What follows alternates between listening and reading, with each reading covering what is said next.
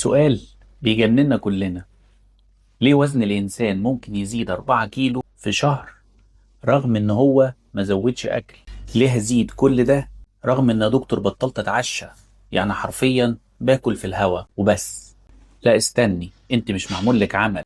انا هقول لك السر دلوقتي، ركزي معايا.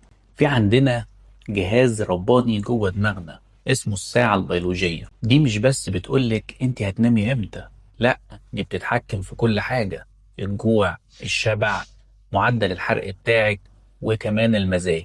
فلما حضرتك تفضلي سهرانة بالليل تفكري هو سبع الليل بيخني ولا لأ، أو تفكري ازاي هتنكدي عليه الصبح، السهر ده بيخلي الساعة دي تتلخبط.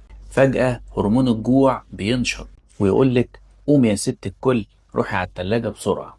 حتى لو مش جعانة، فجأة تلاقي نفسك بتاكلي في صينية كنافة وانت بتعيطي، وفي المقابل هرمون الشبع بيمشي ويسيبك ويبيعك في حرب زي دي. فانت تقعدي تاكلي وتاكلي وتاكلي من غير فراغ. وبما انك مش بتنامي كويس، جسمك يخزن دهون، ومش اي دهون، دي دهون متعتقة من الحاجات اللي بتتسيحش حتى لو حطيناكي في فرن بيتزا.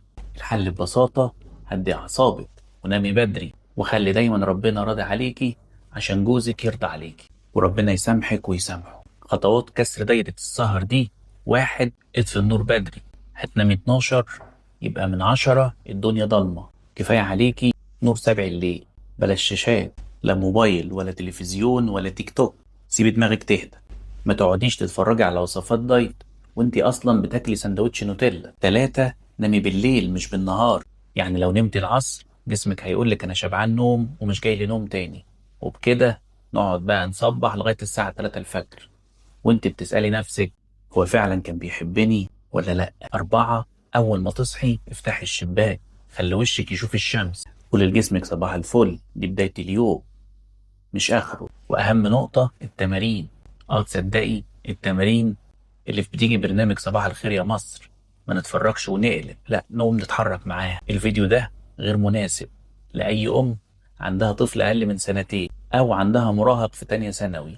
دول ما بيشوفوش لا نوم ولا تخسيس، دول ما فيش حاجة بتحصل عندهم غير إن صبرهم بيزيد.